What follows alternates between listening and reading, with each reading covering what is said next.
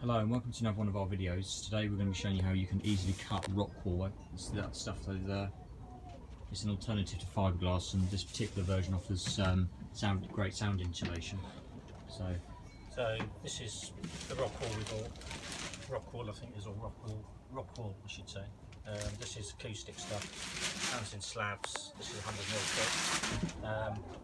You'll probably watch a few of our videos. You see us various parts of the house doing various bits, but we're raising the loft with some beams and putting some soundproofing in.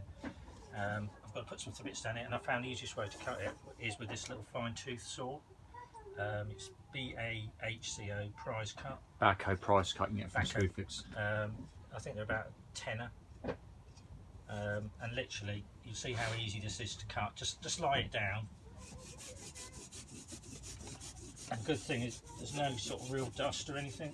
You will want your mask on a little bit. We've got a window open up here, so it's the only reason I'm not wearing a mask is you wouldn't be able to hear what I'm saying. That might be a good thing. And you see how easy that cuts that. So if you want a quick way, and if you don't know, then perhaps this will help you speed up your Rockwool Sound Insulation.